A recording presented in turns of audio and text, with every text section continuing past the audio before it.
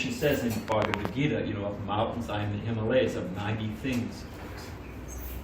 So everyone gathered to see who the Himalayas were going to give birth to, and the Himalayan mountains were rocking and shaking and this and that. And all that came out at the end of all the rocking and shaking was 2 little mice, little pack of mice. So people give these big introductions, but it's me. So I'm all, you know, the big introduction, but all that comes out is a mouse. So big introduction, but all that is me. So I'm always a little embarrassed. But I should say something. I met Srila Prabhupada, the founder of the Hare Krishna movement, in 1969 in California. And I became his initiate. Oh, thank you. I became his initiated disciple in 1970. And I have served as a temple president, several different places. I became a member of the governing body of ISKCON. We have to organize any social body. ISKCON now has something like 500 temples and schools and farms. So we need some organizational structure and also some spiritual direction. So we have a governing body established by Srila Prabhupada. And I've been a member of that governing body since 1987. Thus the gray hairs. And then, and I think that's sufficient. I oversee, actually I serve the devotees in our temples in Southern California and in the western side of the United States. And that's sufficient. Without the real introduction is that without the grace of my spiritual master, I would be a fool roaming this material world with no purpose. But I've been saved by my Guru Maharaj. That's the actual fact. But let's start with this. And I have a laser printer, a pointer. Badrinarayan Swami. Namaste Saraswati Devi Ora Nirvasesha Sunyavadi Paskacharta Satara. So there is the view that is prevalent in this world that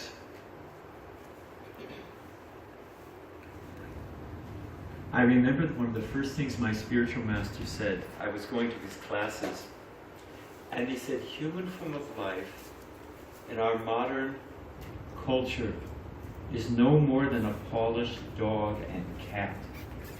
I was shocked. I said, that was a very heavy statement.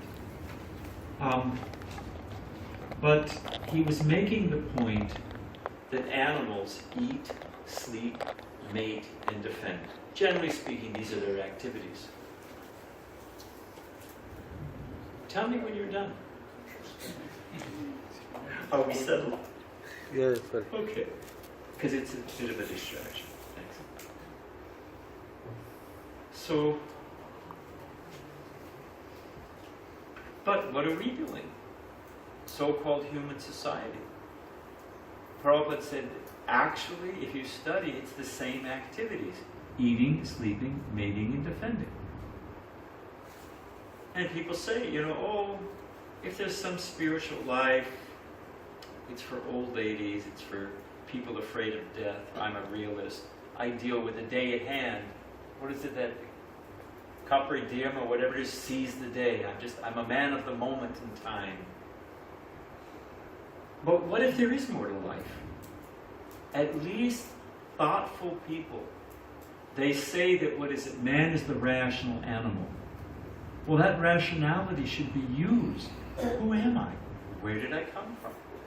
What if there is a rhyme or reason to this place? There's laws of physics, laws of economics, laws of chemistry. We're also bodies moving through time and space, as there's laws of physics that can control us. What if there actually are karmic laws, subtle laws of the universe? Then wouldn't it behoove me to learn about them? So that's the theme of this. Is there more to life than just eating, sleeping, mating, and defending? We may do it in a polished fashion, or we may do it Okay. There could be higher realities. We don't have my laser pointer, but if you see in the back there, the man is experiencing the mundane street, but all of a sudden a window opens and there's a whole other world. What if there actually is a higher dimension to life? Here it says, is spiritual vision based on blind faith and only for the sentimental and the foolish? People say like that.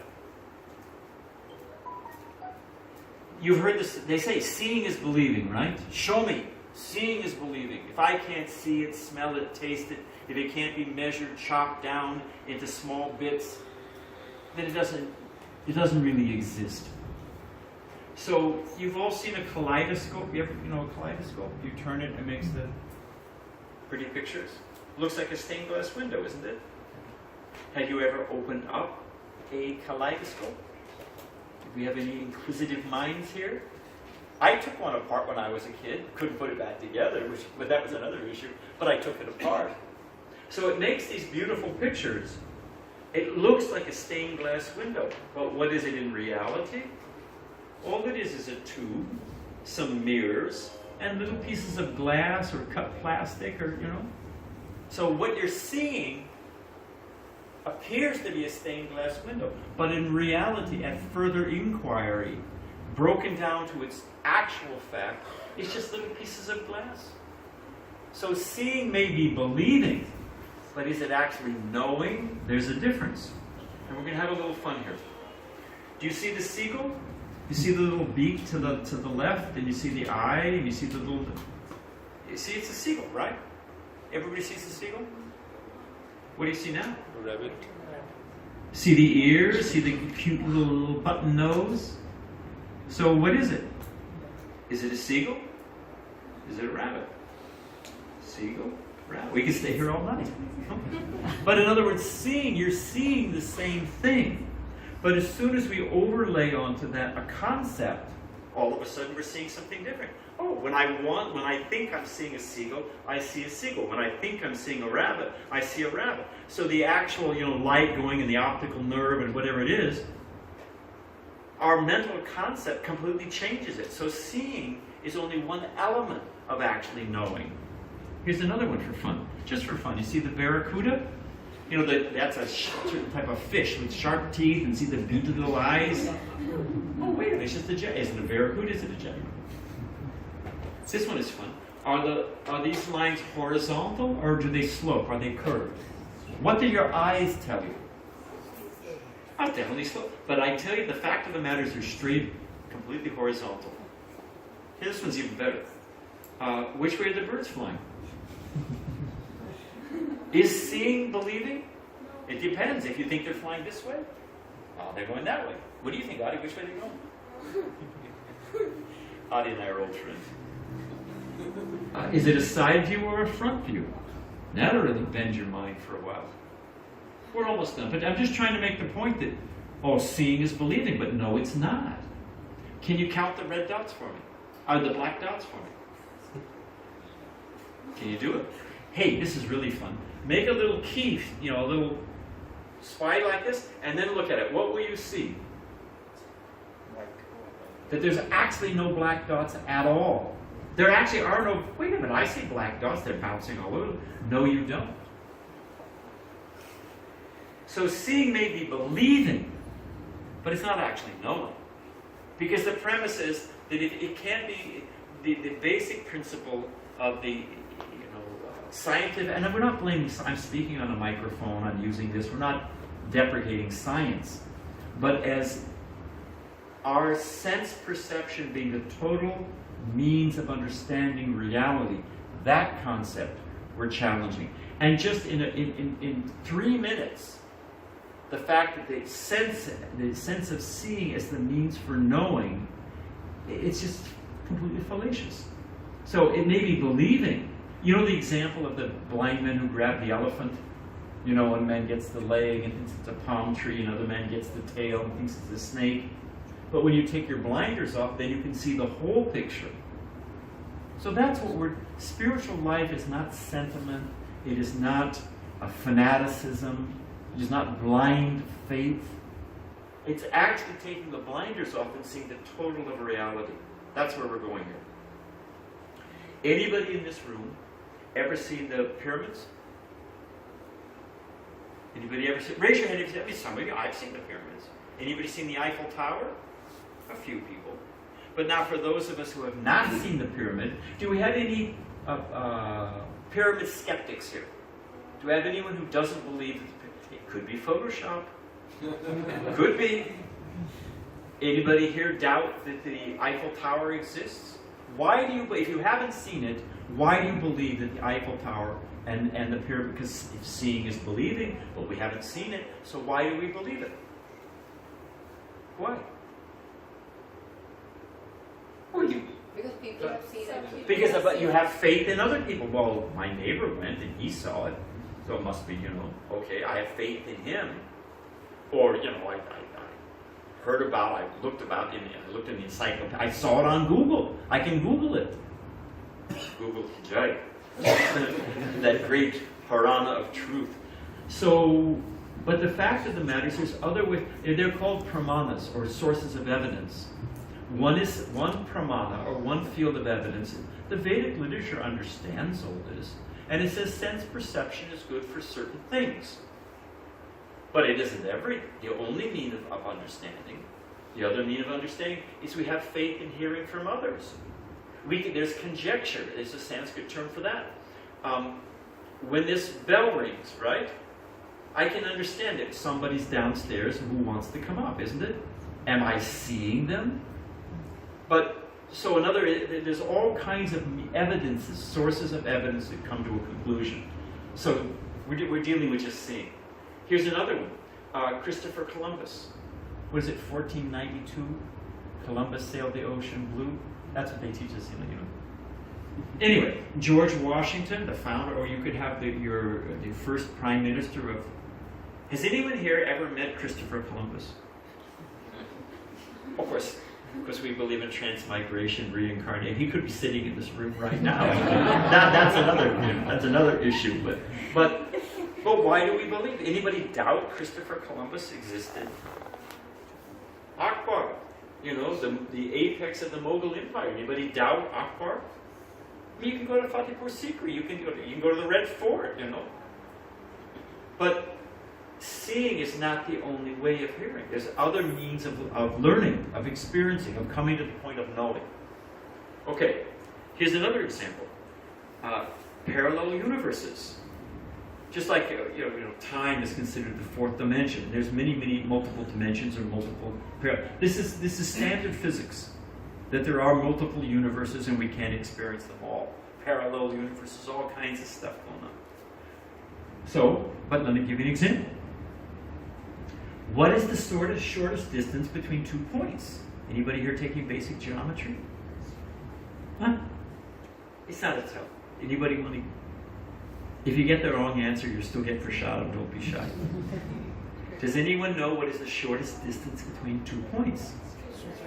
Straight line. Not always. What? Hold on. Because our premise was that there's higher dimensions that just, we have faith in Krishna. We have faith in the spiritual world. We have faith in our great acharyas, the mystic yogis, the stories in the Bhagavatam. What? Have you, left your intelligence at the front door and now you're just a sentimentalist? That's the premise the foundation we're trying to build here. So the shortest distance between 2 points is a straight line. Not always. When you're on, here's an example. If you, in 2 dimensions, the shortest distance between 2 points is a straight line. But when you add the 3rd dimension of height, suppose I'm here and I want to get here, and the shortest distance is a straight line on a level plane. But as soon as I add, suppose I put Mount Everest in the middle, well then all of a sudden the shortest distance is a curve. And not to go up and over, but to go around. So as soon as you add another dimension, which, here's a simple example, all of a sudden all the calculations change. Here's another one. We live even now a simple example of a multidimensional universe. This is a big intersection in Chicago, but what's a big intersection here in Singapore City? Two streets that cross. Two big streets? Bogus Junction. You can get, what's that? Bogus Junction. Boogies. Boogies Junction. Bogus?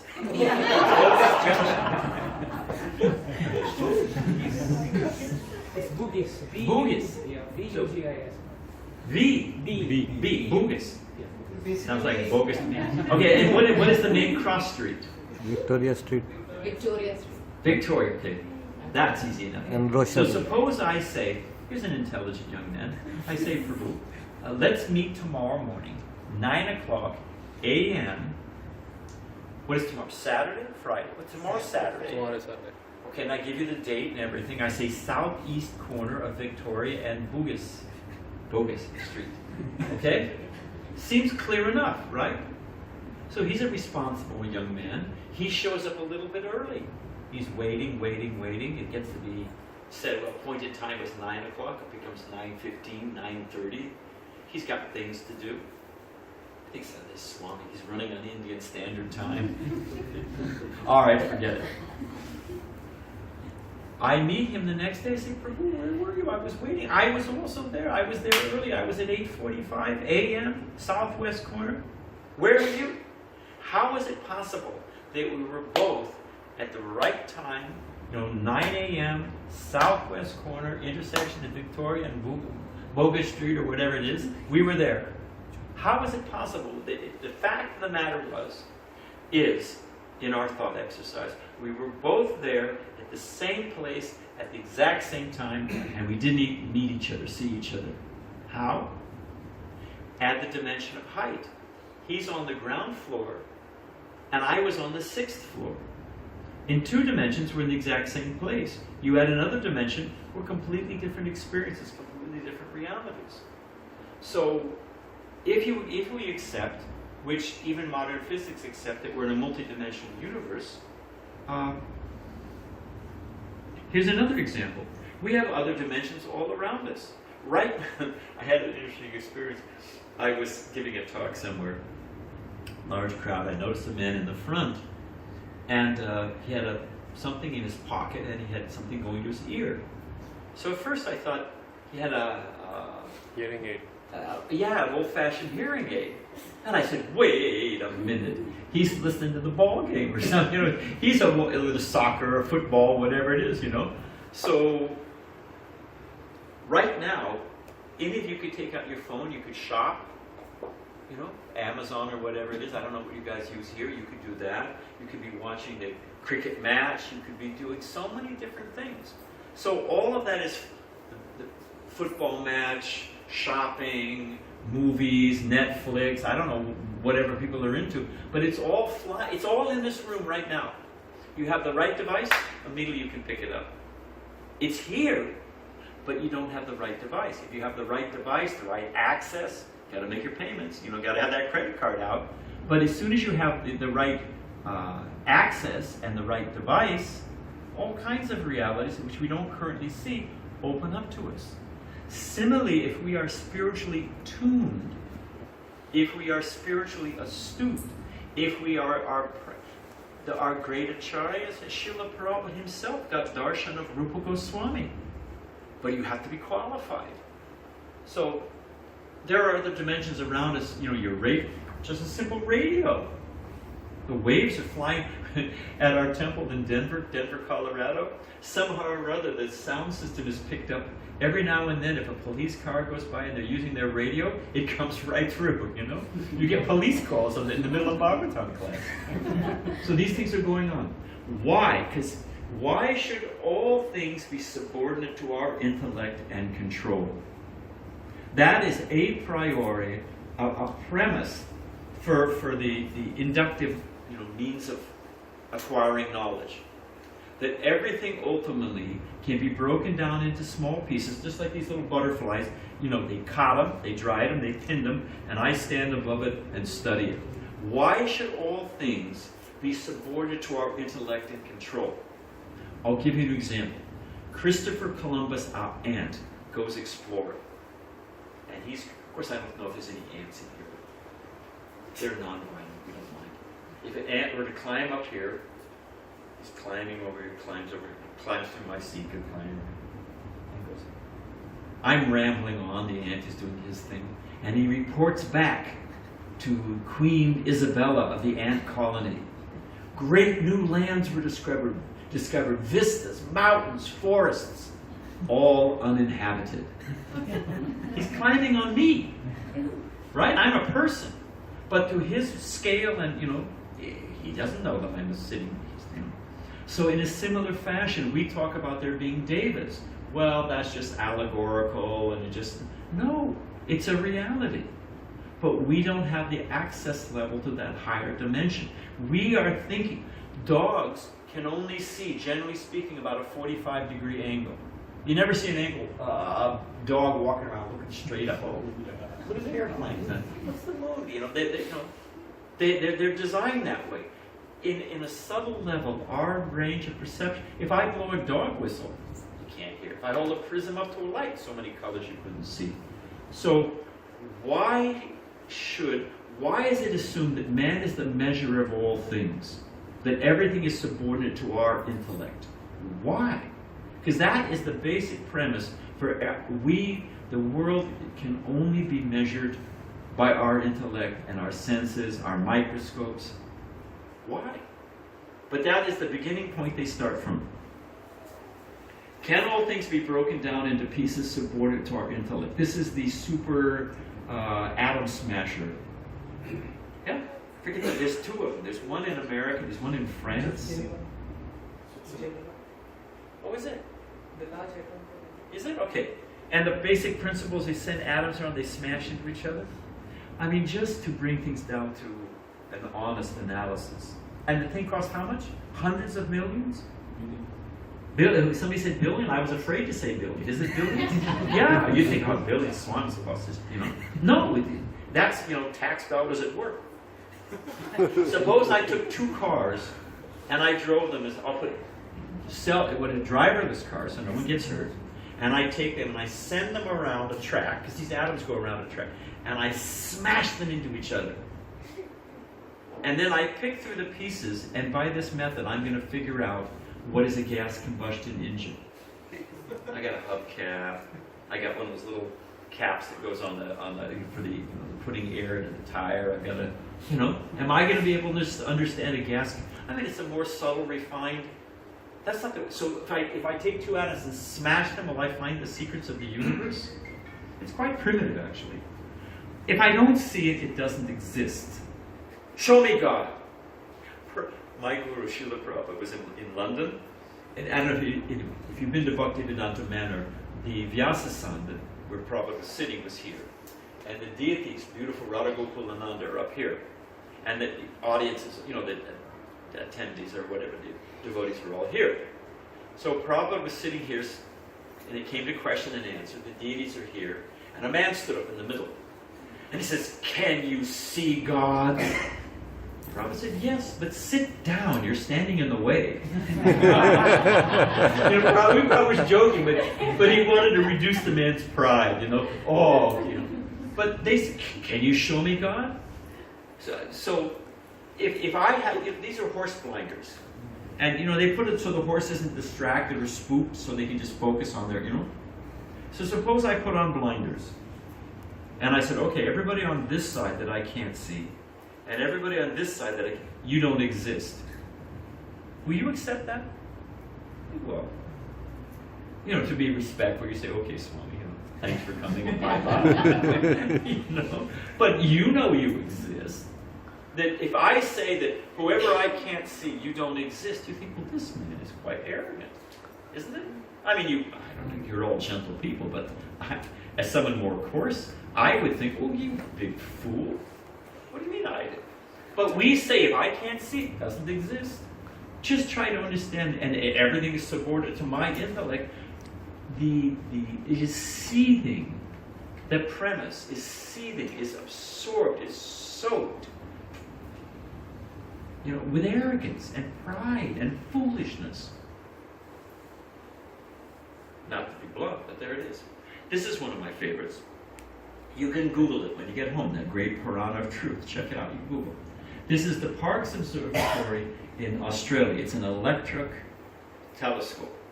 And actually NASA, NASA Space Agency, they use it for the Southern Hemisphere because it's we don't have something there in America.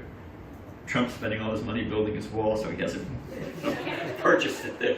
So, but anyway, so they were, for 18 years or 17 years, they were making cutting edge, studies of the cosmos in the deepest regions of existence. And they were finding black holes and dwarf stars and, all kinds of theories on they were hearing the original echo from the Big Bang. They were on the cutting edge of cosmology. Printed in Scientific American, National Geographic, peer-reviewed papers. You know what it turned out to be? I swear to you.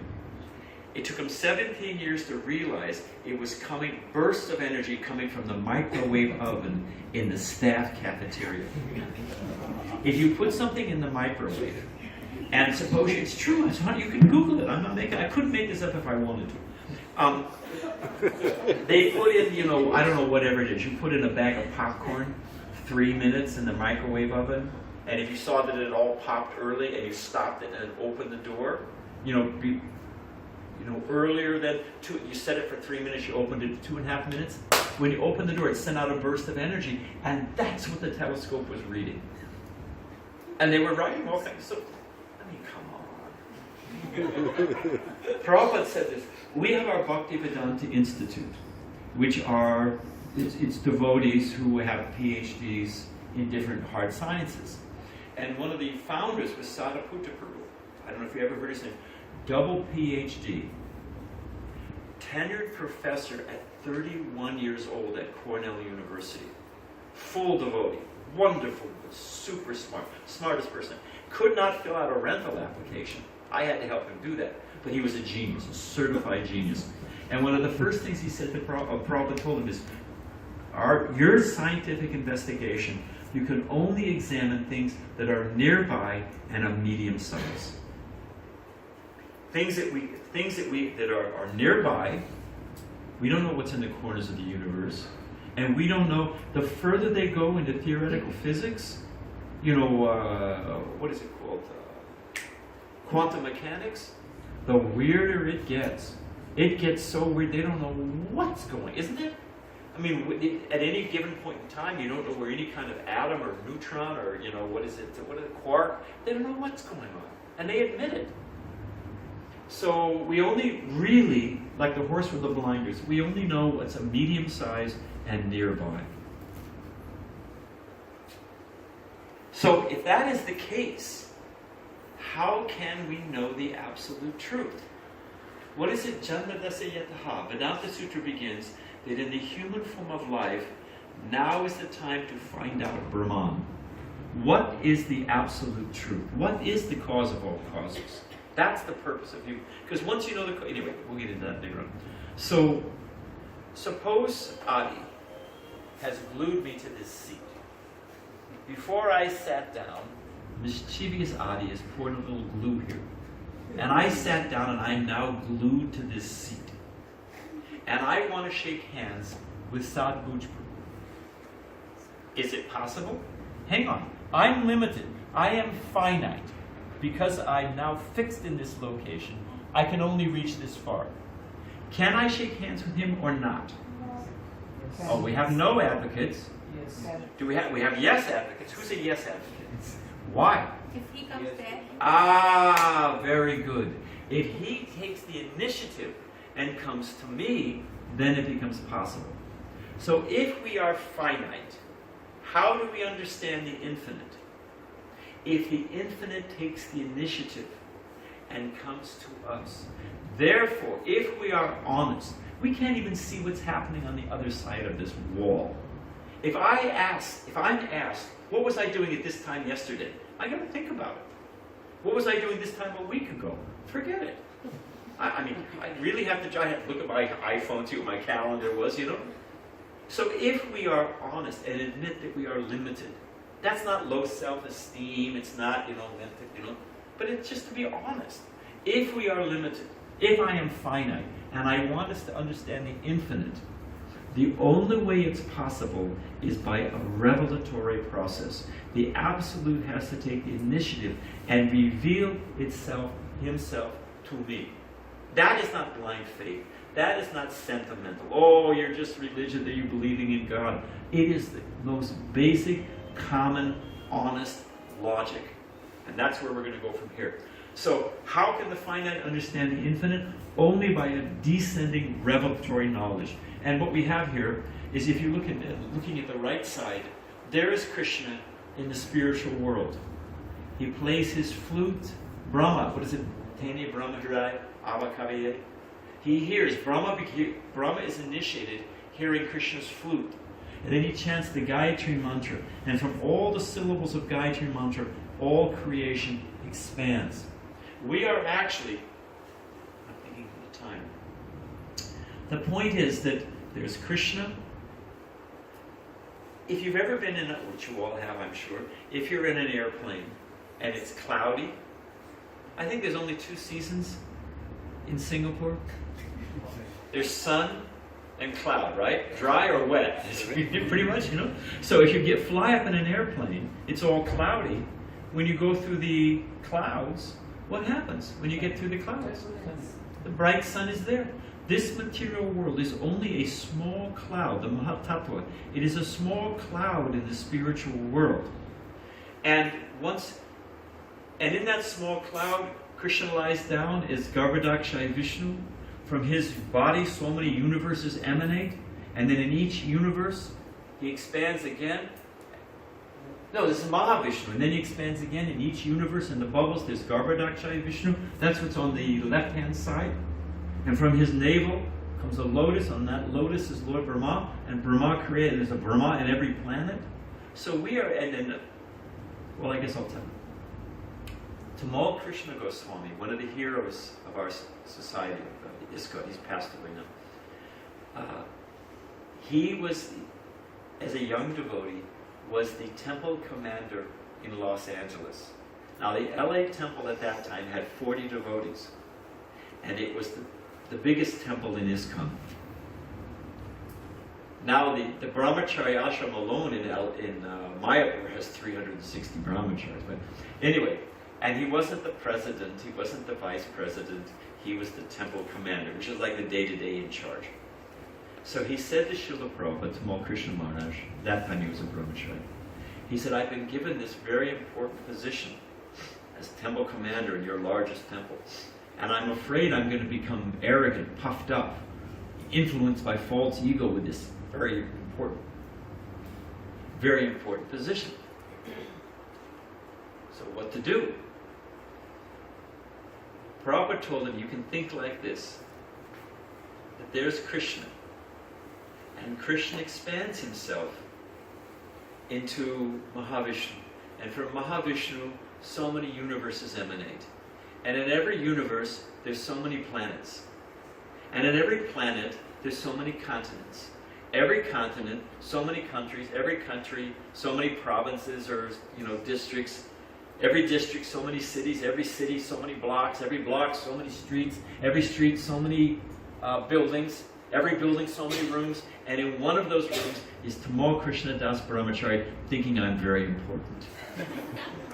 So we keep things in perspective. What is our actual position? So knowledge has to come descending. That's my point. It has to come. How will we reach Krishna? Are we just lost?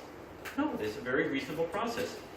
I've seen this. I saw monkeys do this when I was in South America. I was in Brazil. Everyone knows, nice big mango tree. It's a big tree. It's a beautiful tree. Big mango tree. And the best fruit is on the very top because it's ripened from the sun, right? So what do? You shake the tree and the mangoes fall down, they break. What do? Get a slingshot, get so many different things. How do they pick the mangoes? I saw monkeys do this. Anyone want to hazard a guess? They lower the branch and the flower. Well, so how will you lower the branch? It's at the very tip. I appreciate your, ingenuity. How do they do it? No mango pickers? No mango farmers here? You get one man, they climb up the tree, and one man picks the mango, hands it down to the next man. You usually get boys to do it. Next boy hands it down. I saw monkeys do this, hand it down. And they hand it down from the very top, which it's inaccessible, but it's handed down from person to person. And there's a man at the bottom with a box or a bucket or whatever, and they stack all the mango. So he's received the same mango via this chain. In the same way, transcendental knowledge is handed down from one realized master to the next. This is called the Guru Parampara system. One from Krishna to Brahma to Narada to Vyasadeva, and here I've shortened it, but comes through all of our different, it comes through Madhvacharya, it comes through Chaitanya Mahaprabhu, the 6 Goswamis, it's there on the left. It comes down, ultimately comes down to Srila Prabhupada. And then it comes down from Prabhupada's disciples. So it's the same transcendental knowledge. Just as that mango is the very same mango that was growing at the top of the tree. It's being handed down unbroken. This is our Guru Parampara. This is how we receive infinite knowledge in our finite world. That which is beyond us becomes handed down. It has to descend. It has to be revelatory. And that is not sentiment. That is common sense. So, is the Vedic world, how does this world function? I come from the West, where they're trained in, and there's many good things we can learn from Christianity, don't get me wrong. They're humble, they have a sense of service to humankind. There's many good things you can learn. But their picture of God is he's an old man with a beard and not in a very good mood. He's always throwing thunderbolts. You step, he's smiting, smoting, smitten. So this is just for fun.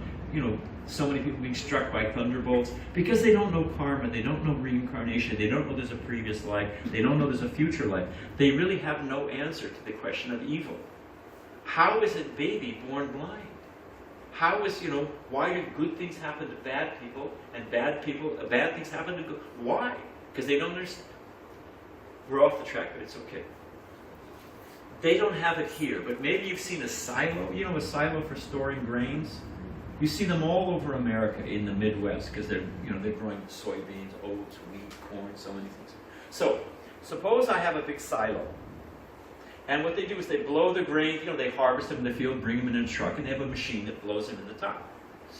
So, one season, they're putting wheat. Suppose the next season, they want to store it, they blow oats on top of that. Suppose the next season, they're putting wheat on top. So oats, whatever it is, let's say oats, corn, wheat. So I show up, and I see that they're putting corn into the silo. I turn out the bottom of the silo to take the grains, and wheat is coming out. It's a magic silo. I'm putting in corn, and wheat is coming out. Is it a magic silo? No. What I put in earlier is coming out. And what I'm putting in now will come out in the future. Karma is the exact same thing. As we sow, so shall we reap. It's not a magical, mystical. As soon as you accept previous life and future life, then evil in this world, why? It's not just random, or the God's throwing thunderbolts, or his wrath level is high, and you just happen to be standing in the wrong place when he was in a bad mood. What kind of philosophy is that? So it is common sense. So if we follow what is it, tadvihi pranipatena, paripashanya sevaya? That, how do we see the truth? You have to, what is the last line? Those who've seen the truth. You have to go to those who've seen the truth, and they can explain to you. Evam parampara praktam. This is the sampradaya, the cyclic succession. So if we hear from those this is Rupa and Sanatana Goswami, 2 great acharyas in our line. And they've heard from Chaitanya Mahaprabhu, who goes all the way back to Krishna. Prabhupada himself, he had the darshan of Rupa Goswami. It's a long story, which I won't take the time to tell now, but Hari Sari Prabhu, who was Prabhupada's servant for many, many years, another one of the heroes of our society, he had heard from some of the Vrindavan locals that Prabhupada had the darshan of Rupa Goswami. during massage in the evening, Prabhupada would take dry massage before he took rest. And Prabhupada would sometimes reminisce about his early days of meeting his spiritual master when he first came to America, or early days on, growing up under the British Raj. Prabhupada would say different things. So Prabhupada was in one of those moods. So Hari Sari thought, let me ask Prabhupada about how he had darshan of Rupa Goswami. He asked Prabhupada, I've heard from some Vrindavan residents that you once had darshan of Rupa Goswami. Prabhupada said, oh, that is common knowledge. Which means he didn't want to talk about it. He just shut it. I mean, most people say, oh, I saw Krishna, heard Krishna's flute. Prabhupada was not that type of show-bottled spiritual master. He didn't want to talk about it. But later on, well, because I started, I'll finish. He's passed away now, but Gaurchand Goswami was a small boy living in the Radha Damodar temple. And how did it go? As a small boy, he became friendly with Srila Prabhupada. Actually, he used to steal out of the hundi. And Prabhupada caught, the donation box. Prabhupada caught him stealing out of the hundi. Prabhupada didn't miss a trick. Caught him stealing from the hundi.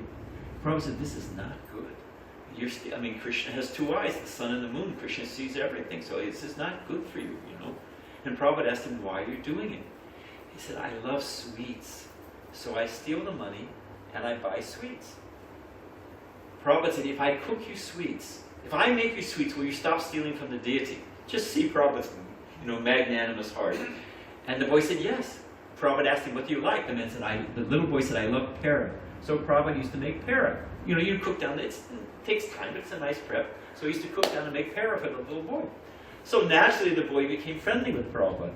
And the boy's mother would sometimes send a little prasadam. Prabhupada was an elderly gentleman, obviously a saintly person. So she would send in the evening. The boy would go, Swamiji, do you want some puris, some milk, a little sabji, something like that? And sometimes Prabhupada would take. So one day, the mother sent the little boy, Gaurchand Goswami, to see Srila Prabhupada. And he said Prabhupada he had his chadar. It gets cold in Vrindavan, he had his cap, and Prabhupada had a cough and so many things. And Prabhupada said, no. Do you know how you get rid of an unwanted guest? You're all very hospitable, so you probably don't have the answer. But I'm not saying you know from experience, personally, but you may know in theory. Do you know how you get rid of an unwanted guest? It's a passive-aggressive way to get rid of somebody. They're staying in your house, somebody's cousin, and they won't leave. How do you get rid of them? Don't give food. Don't feed them. They'll leave, no question. Okay, gotta go, bye. So Prabhupada said, with a cold, if you have mucus in your lungs and all this, just don't eat. Fast for a little bit, and it'll go away. So Prabhupada said, no, thank you for that. So the boy, went. In the middle of the night, the boy's window opened. If you've ever been to Radha Damodar, there's that courtyard. His window opened onto the courtyard. And he heard someone with a rich, deep voice talking to Srila Prabhupada. Now, those old Goswami temples, you go to Radha Raman, you go to Radha Shama Sundar, when they close those at night, they close like a drum. You see those big doors, and they put, the bar, you put the stick, nobody's getting in and nobody's getting out of this place unless you climb over the big wall. So the temple was all locked up. And all the temple inhabitants, the few families, Goswami families living there, they were all present and accounted for. So the young boy was wondering, who is Prabhupada talking to? So the next morning, he immediately, as soon as the light came up, he went and he opened, knocked on Prabhupada's door. Prabhupada opened the door. Prabhupada was sitting very straight, effulgent, chanting japa. Cold was completely gone. So the boy asked Prabhupada, who were you talking to last night? Prabhupada said, I had the darshan of Rupa Goswami. And the young boy asked, Prabhupada, he wasn't calling him, maybe he called him Bhaktivedanta Swami, whatever. He said, Swamiji, what did he say? You're a little boy who would ask, what did he say? Prabhupada told me, just write these books, go to the West, and we will take care of everything. So we keep click it back on. So this is our Srila Prabhupada, with the darshan of the Goswamis, and coming in the line from all the previous acharya. This is the information. This is what we have when we open Srila Prabhupada's books. I had a personal experience. When Prabhupada came to New York City, our temple was in Brooklyn at the time. It was, I forget what it was, 14th Street, I forget. Anyway, no, Henry Street. It was on Henry Street. There was a small backyard, maybe not even, maybe if you, just from this side over, in the back of the building, back of the temple. And Prabhupada's, there was a half basement, so Prabhupada's window was up a little bit high. So Prabhupada's bedroom and Prabhupada's darshan room was right here. They didn't want anyone making noise. It was because when Prabhupada came, every devotee east of the Mississippi had come to New York City for Prabhupada's darshan. So you had maybe 400 devotees sleeping on the fire escape, sleeping on the roof, so many sleeping in the closet. So they didn't want anyone to make noise. And just of course, Prabhupada can get rest and can, whatever, and do his translating. So they had a guard. And I picked this shift, because it was open, from 2:30 to, anyway, I think it was 1 o'clock to 4 o'clock. That was my shift, a.m. in the morning. So I'm out there in the garden, it's pitch dark. And when it's dark outside and light inside, you can see in very easily. You can see 2 o'clock in the morning, the light goes on in Prabhupada's study.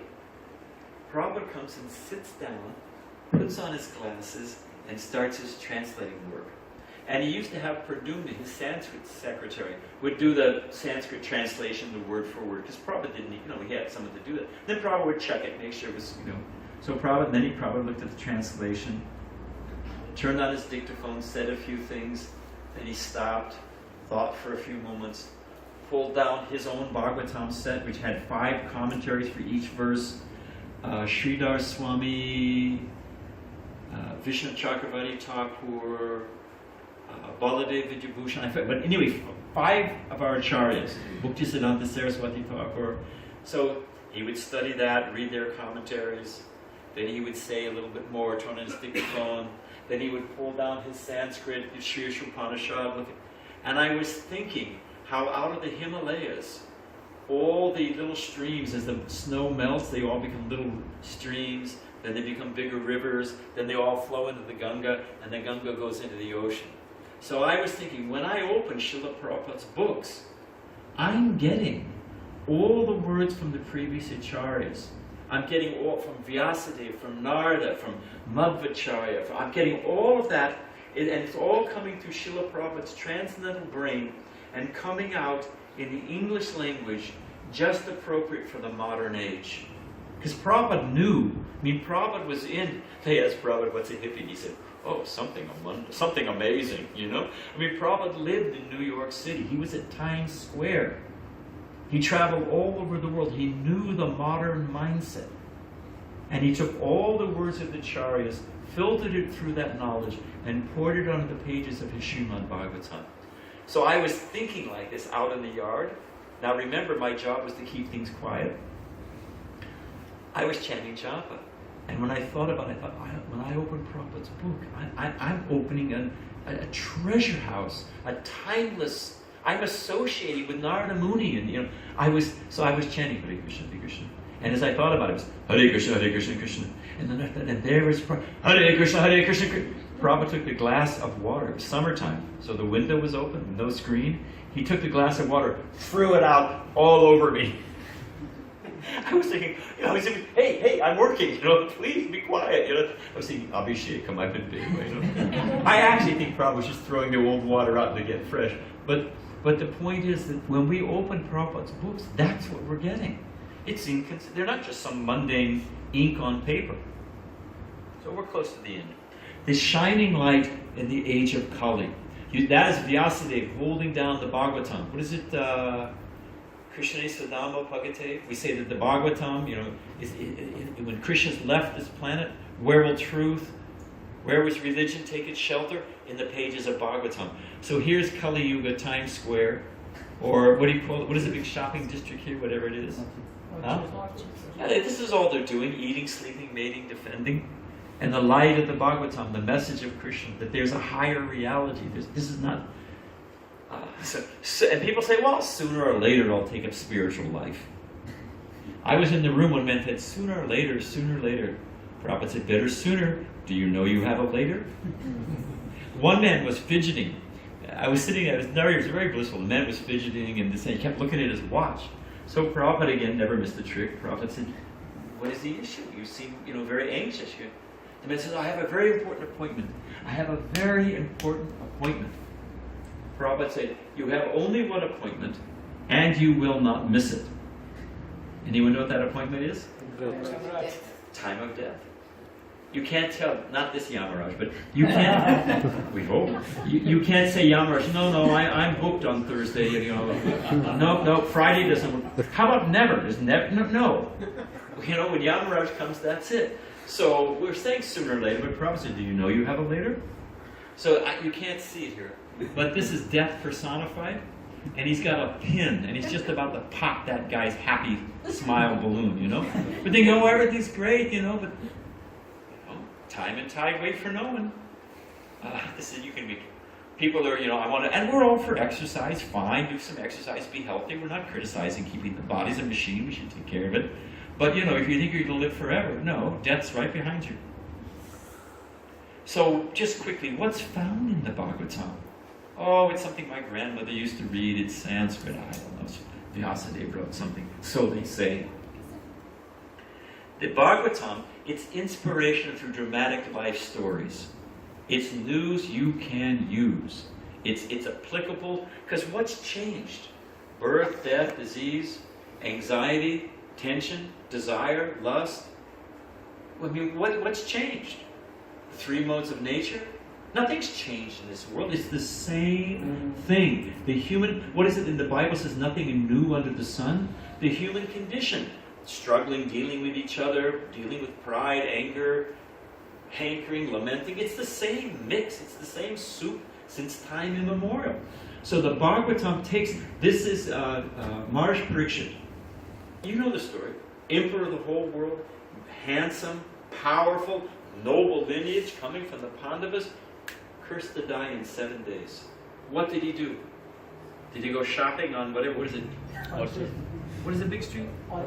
Orchard Road. Did he go shopping? I got to buy one last thing. Did he try to, don't you have the biggest Ferris wheel in the world or something like that, He tried to squeeze out when, he thought, no, wait a minute. He asked the question, what is the duty of all people? All men, actually. Especially those about to die. And who's not about to die? So what is our actual duty? And he sat on the banks of the Ganga. All the sages assembled. They determined that the most learned, the most realized of all of us is Shukadeva Goswami. And it's simply questions and answers. Maharaj Parikshit and Sukadeva Goswami. And all the sages offering it. And it just goes. And it's, I'll give you an example. Prahlad Maharaj, you want to be fearless in the greatest danger? Prahlad Maharaj, completely defended by Krishna. Fearless. In a most dangerous situation. You have Draupadi. What other shelter is there in this world? Krishna gave her the unlimited sari. You've got Dhruva Maharaj. Talk about determination. How can I see God? In 6 months. Dhruva Maharaj. Certainly we can do it also. Narada Muni instructs the king. It's one of my favorite sections in the Bhagavatam. It's all allegories. The king was very proud. So you can't just tell him, my dear sir, you're a fool and a rascal, and this kingdom will be gone in no time, no one will remember it, and you need to take up spiritual life. Leave the palace and come with me. That's not going to work with the king, is it? Because he's got an Ishwara Bhav, he's got a natural pride. So Narada Muni, expert he says, once there was a man who went in a hole, which one never comes out. There he saw a spinning wheel. It's a hole. The spinning wheel is the wheel of time. The hole is this material world. Once you go, how will you ever come out? He was seduced by a queen. Who was the queen? The queen is the intelligence. So he explains the whole material nature, the whole system of Sankhya Yoga by allegory, by analogy. And then when the king says, and because the king was smart, he could understand, you're actually telling me, that I'm a fool. But when it came in this fashion, my mother used to, when you ever take bitter medicine when I was a kid, she would sometimes take a little honey or a little sugar and mix it in and then give it to you. If it's sweet, then you can take it, So the Bhagavatam is full of things like this. Very sweet, but pleasing. Kunti, we know the greatest of queen, lost everything. hunted in the forest from being a queen, being hunted in the forest with absolutely nothing. How Krishna saving the unlimited plate, all those pastimes are told in with each has elaborate purport. The whole Ramayana, Krishna Leela, the 9th canto is a summary of the Ramayana, with all elaborate explanations from the previous acharyas by Srila Prabhupada. We're almost done. The perfection of yoga. What is time? Cosmology. There's the time factor from the atom. Vedic time spans. You want to talk about science and detailed understanding of the operation of this world. It's called Anu. And it's, if you've ever been, maybe you're taking a nap or something and the sun is coming through the window and you see those little particles that float up, the time that it takes for the sun to cross over that, the span of that, I mean that's a nanosecond, is called an Anu. That's the beginning of Vedic time. And it goes all the way up. Ultimately it goes all the way up to measuring when the breath of Mahavishnu, when the entire creation comes out, when he exhales, and the entire creation is inhaled. When he inhales, it's wound up. So from that inconceivable expanse of time, inhalation and exhalation of Mahavishnu to an Anu, the time it takes the sun to cross it. That's the Vedic scope of time. I mean, it's profound. So, it's all described in the Vedic literature, in the Srimad Bhagavatam. When I was a kid, I liked to read Shakespeare. I mean, it's good story, drama here. Can you tell me any book, any movie that has every story needs a good villain? You got to have a hero, and you got to have a villain. We have a man who's, it's a long story, but he's taking film at USC, at University of Southern California. It's one of the best film schools in the world. And he says, they're teaching, there's only 6 plots, basic storylines, and you shuffle them up. And every plot has to have you have to have a good villain, you have to have a good hero, you have to have the hero defeated by the villain, and then he recovers. Those are the basic stories. Ramayana, Ravana steals Sita, and the Hanuman and the moon, how do you get her back? It's the most wonderful story. Can you come up with a better demon than Ravana? Or Hiranyakasipu, or who is it? There's just so many. So better than there's suspense, there's drama, there's romance, there's adventure. It's all in the Bhagavatam. People like to watch. We call them soap operas. What do they call them here? And there's some drama, there's some tension. Read the Bhagavatam. You watch a soap opera, you remain the same fool going in as coming out. You read the Bhagavatam, you'll be completely transformed. So we're almost done. Let me give you one example. Why is knowledge like shoes?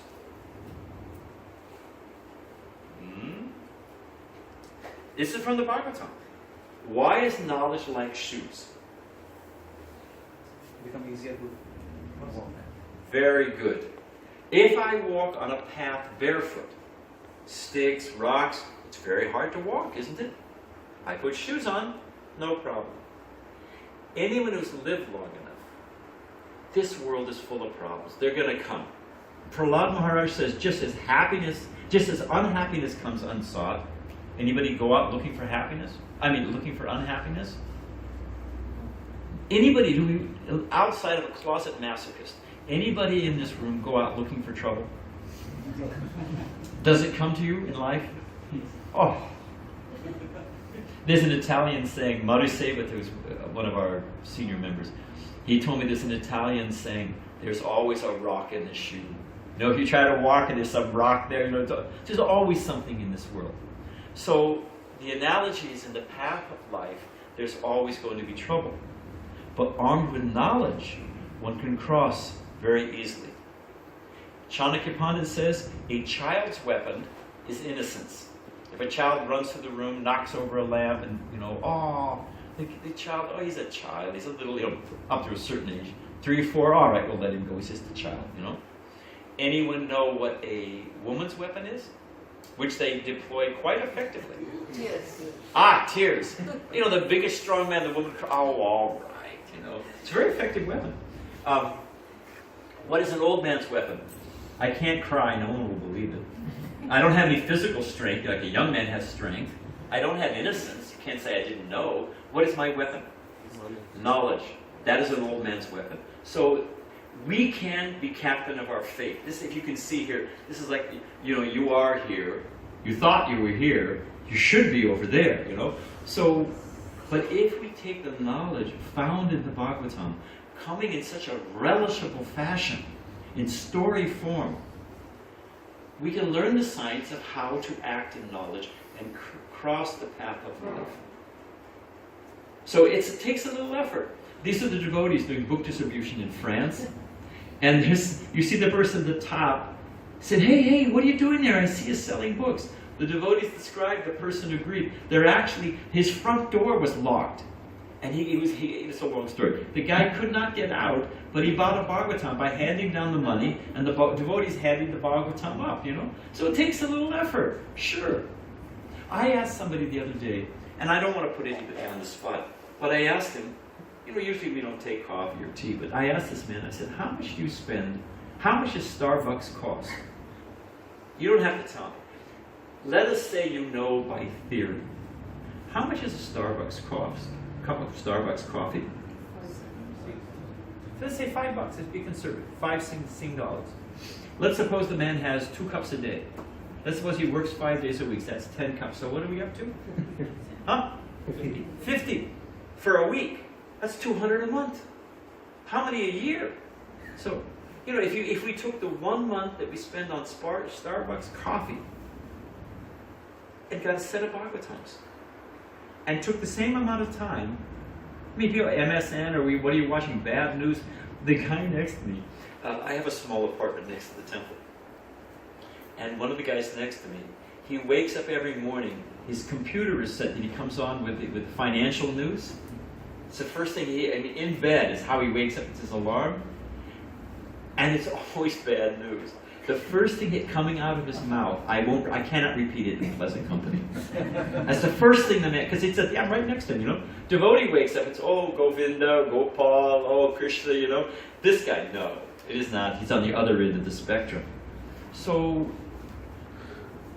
it takes a little time. Take 10 minutes. Read Srimad Bhagavatam.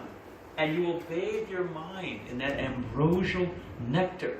And it will give us knowledge to face the world, to become captain. It takes a little effort, sure. But what doesn't take effort? It takes effort to get out of bed. So the shining light of knowledge found in the pages of Bhagavatam.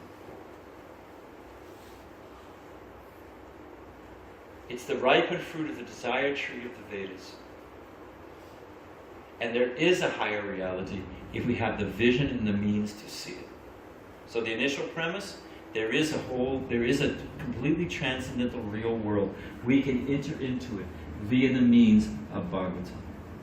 So we can, in there, thank you for sitting so patiently. Hare Krishna. Do we take a few questions? You're the boss. There's a brave soul to ask a question. Then the dam breaks and, I got a question. So thank you, a brave soul. Thank you, Mataji. Okay, so you were talking about the whole cycle of birth and death and rebirth, and you said whatever you put in first will come out first. Okay. So, in one lifetime, why do we see some people living a very good life in the initial years and then it just goes downhill? In one life initially good and then failing? Or having trouble? Yes. In one life only you sometimes see a lot of karma up and down. Let me ask you a question. If I go into... They have 7-Elevens here? Yes. Convenience store, 7-Eleven. Yeah. If I go into a 7-Eleven... Don't worry, I'm getting to your answer. I just want to set it up. If I go into a 7-Eleven and I say, where are your radial tires? I want to buy some radial tires. What will the clerk say? Huh? Say, hey, we don't sell it. You want some snick snack? You want some, whatever, That's what we do here. We don't sell radial tires. If I go in there with the expectation of one thing, but they don't sell it. We go into life with an expectation that this life is meant to give us titillation, stimulus, happiness. Suppose I go into a hospital. I check into the hospital. I'm having a great time. I got a motorized bed, pretty nurses, free cable, free Wi-Fi. Fantastic. I'm there for a day, 2 days. All of a sudden, the nurse comes in with this horse needle. Shut. Time for your injection, Swamiji. Wait a minute. I'm here for the free cable. What is the purpose of the hospital? Is it to make me physically comfortable for a few moments? What's the success of the hospital? Huh? To cure the disease, and I leave the hospital. The success of the hospital is I'm cured and I leave. Is it successful? Oh, my doctor's great. I've been in the hospital for 40 years. No thanks, I think I'm finding another clinic, The success is that you get out. Suppose somebody goes to school. I'm studying.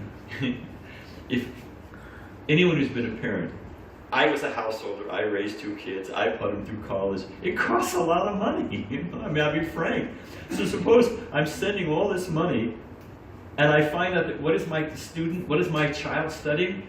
Oh, I'm taking advanced basket weaving, film therapy. Wait a minute, Let me see. So, is the purpose in the university just to have? I'm taking advanced basket weaving. I'm taking, what is the success of the university?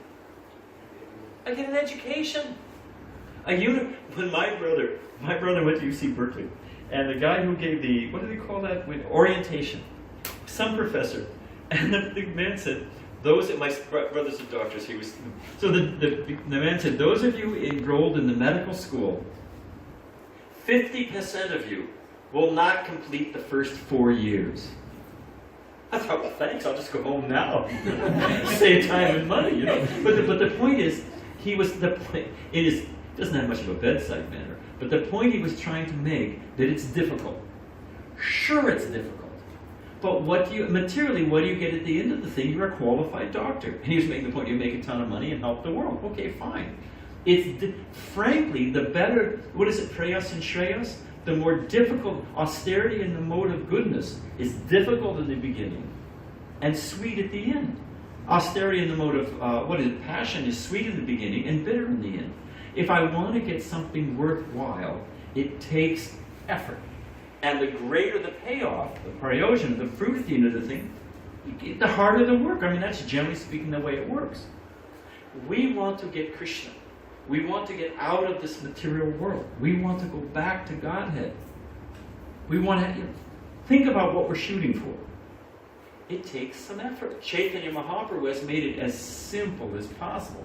If you have a tongue, you can taste prasadam and vibrate.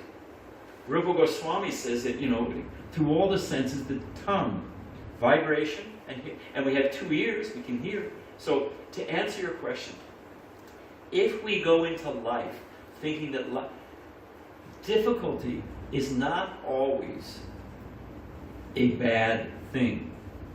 I can tell you frankly, in my own personal life, and I've been trying to be a devotee. I met Prabhupada in 69, became an initiated devotee in 70. So what is that, 58 years? 48 years? Almost half a century. I can tell you, I've made the most advancement, whatever advancement I've made, has usually been in a difficult situation. Do you know how muscles, when you do exercise, how do the muscles become bigger? They rip, isn't it? They rip and repair. They're torn and they're stretched and they repair. And you feel that ache, that pain. What is it? No pain, no gain? The same thing in spiritual life. So Krishna is Karuna Sindhu. He's an ocean of mercy. There's no doubt about it.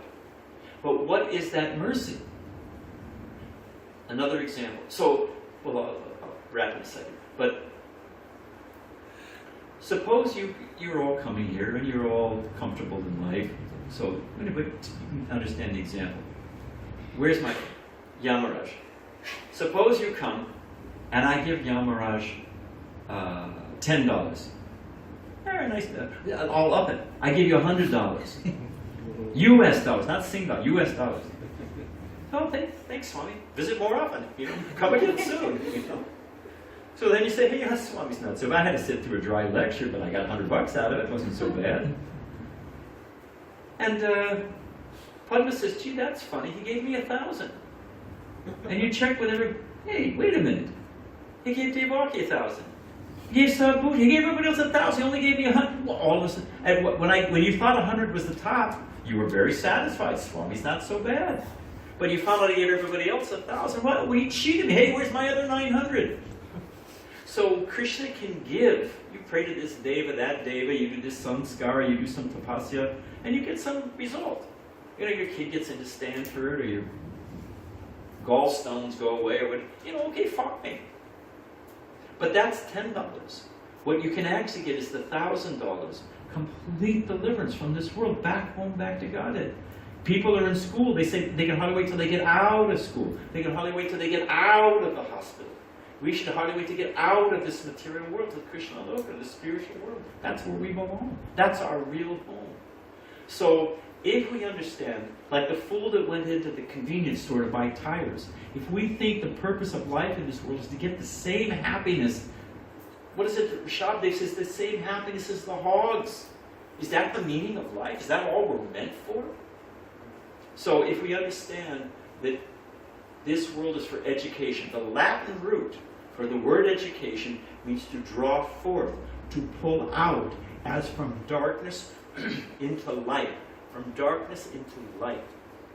So if we understand that the real purpose of life is to become Krishna conscious, and if Krishna sends me some difficulty, that is an opportunity. What does Krishna want me to learn? I can learn tolerance, humility, how to surrender, how to control the mind. These are great gifts, actually. If one's fixed in knowledge. I'll take one more question. But so many rivers entering into the ocean. This is Krishna's example from Bhagavad Gita. So many rivers enter into the ocean, but the ocean is undisturbed. Do a Google search. I did this one time just for fun. And I saw pictures of the Amazon entering into the ocean. Have you ever seen the delta of the Amazon? It's all brown, muddy water, and it's going into the blue Atlantic. And the muddiness goes out for 10, 15 miles off the coast of Brazil. So much water. And what to speak of the Ganga? But there's the Mississippi, what are the Congo, the Nile? I mean, these rivers are pouring billions, with a B, billions of gallons of water into the ocean every second. And you can go walking on the beach here, and the ocean stays exactly where it is. Isn't it? I mean, that's interesting meditation when you think about it. So when Krishna gives this example in Bhagavad Gita, what example does he give about the rivers entering into the ocean and the ocean remains undisturbed? What does he compare it to? He compares it to the mind. And there's so many disturbances in this world flow into the brain, into the mind. But one who's a sadhu, who's fixed in transcendence, remains as steady as the ocean. So there's going to be agitation in this world. It's the nature of the place. But if one is fixed in knowledge, he can tolerate it. So if we understand that is the gift that Krishna's giving us, if we accept, I mean, we're not talking about foolish suffering. If you have a toothache, go to the dentist. We're not talking, oh, it's Krishna's mercy. All in. We'll take one more question, but then all in. A devotee, in the beginning days, we were, especially in the West, we were pretty foolish. We didn't know anything about anything. And we thought that surrender meant you didn't think too much. If you ran out of gas somewhere, oh, Krishna must want me to preach here. There must be some soul, you know. E stands out, E for empty. E means eternal. Krishna must want me here, you know. If we forgot the instruments when we went out on Harinam, oh, Krishna must want us just to distribute books. If we forgot the books, oh, he must want us just to chant. We thought if you planned too much, it was you were trying to be the controller and getting in the way of the super soul. Early days in our movement. So, our Sankirtan leader went to UCLA. He was a nice guy, you know. And he had a little more brains going. He thought, wait a minute, is this the best way to use Krishna's time? Just, you know, playing in the hand of God and roaming, you know. So he asked Prabhupada. Now, this happened a lot. We couldn't quite frame the question properly, and we'd ask, and like a little baby, you know, broken language, and the parent can understand. So Prabhupada could figure out where we were trying to go. So the devotee asked the question. This is the background. this mood that just in play in the hand of God and don't plan because you're getting in the way of the super soul. It's a manifestation of false ego. So we asked Prabhupada, what does it mean to surrender? Prabhupada said, surrender means to use the intelligence Krishna has given you. That was Prabhupada. We thought, oh, I tell you, a light went on throughout our society. Oh, we should think, and we should plan, you know. Krishna's given me these. There's the joke, it's a Christian joke. A flood is coming. And the man is he's a devout Christian. And he could be any faith. I don't want to make fun of the Christian, but so a flood is coming. The police come and say that, the waters are rising. Get out, get our car, we'll take. He says, I depend on God. Okay, policeman goes. Water gets up to his windows. They come by in a boat. Hey, get in the boat, you're gonna drown. I'm depending on God. All right, what can we do? Finally, the water's up to the roof. He's on the roof. A helicopter lowers down the roof, says, get up, you're gonna drown. He says, I'm depending on God. The guy finally drowns. He goes to heaven. He says to God, what happened? I was depending on you. God says, I sent you the police, I sent you a boat, I sent you a helicopter. What do you want? So, to use our intelligence. And that's what it means to depend on Krishna. So, we should be practical, do the needful in life, but ultimately understand that the purpose of this world is education, and it's Krishna's mercy. Whatever we've done in the past, we get some token reaction, or it's meant to educate us. And if we see the world in that way, because it is, we become wise, and we can tolerate. Prabhupada said the measure of a person's strength in the Olympics, it's feats of strength, right? Skill and strength. The measure of a person's strength. Some of those guys can lift, what is it? 400 pounds, bench press? Is it? Does anybody know? Maybe more, I don't know what it is, Prabhupada said the measure of a man's strength is the ability to tolerate. How much can you tolerate? We saw Prabhupada tolerated so many things. It's a temporary thing. Okay, one more and I'll give a short answer. Yes? So last time I was here, we talked about happiness in Bhutan. Yes, I remember you asked me about happiness in Bhutan. Yeah. So I wanted to ask you something different. Are they still happy in Bhutan? I don't know. I wanted to ask you something different. So starting of the century, like previous century, we had like 1.7 billion of us humans. Okay. Now we have around 7.5. So as far as I know, on this planet, humans are the most conscious beings. So can we say that in terms of the, I don't know, they say in Hinduism there are 8.4 million species that you go through to 8,400,000 species, yeah. yes. So now from 1.7 we have gone to 7.5. So we have like 5.8 additional humans. So are we collectively more conscious as a species, including ants, plants, animals, whatever? I'm not sure exactly what you're asking. So Wait, let me take a stab at it, and then you can correct me.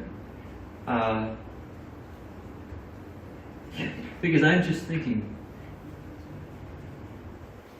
do people seem more conscious to you?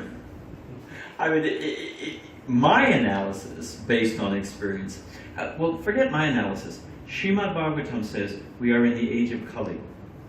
And the age of Kali is symptomized by quarrel, confusion. Was it lazy, unlucky, misguided, and above all, always disturbed? I don't find, it's described that the Dharma stands on 4 legs: truthfulness, austerity, cleanliness, and mercy. 4 legs. And of those, practically speaking, 3 are destroyed. The only one that's left is truthfulness. And even that, as long as we've got Trump in office, is going downhill fast. But the fact, so Bhagavatam says that in this age of Kali, people are becoming progressively duller and duller. And I don't know what it's like here in Singapore, but people are getting intoxicated at a younger age. People are at this boyfriend-girlfriend business at a much younger age. It's shocking. In America, you have people that are, I don't even want to get into it. Prabhupada said things unmentionable in the pages of Bhagavatam. They eat any damn thing, as Prabhupada said one time. Bones, feathers. Who knows what they'll eat, So if you look at this, and mercy's decreasing, if you look at, generally speaking, the cultures are not improving, but rather, as Bhagavatam predicts, it's flowing downstream to the deeper modes of ignorance and passion. However, it is called, Prabhupada titles one chapter in the first canto, A Special Dispensation for a Fallen Age. In this age, Chaitanya Mahaprabhu has appeared. It's Krishna come again, where Gita ends, surrender. Okay, how do I surrender? Chaitanya Mahaprabhu shows us how to surrender. So, where Arjuna ends, Rupa Goswami Sanatan pick up. So, but anyway, the point is that as a river may generally be flowing this way, but sometimes there's a little current, a cross current or an eddy that flows against it for a little bit of a time. In the age of Kali, which goes on for 420,000 years, there's a 10,000 spiritual renovation. It goes up for 5,000 years, and it levels off for 5,000 years.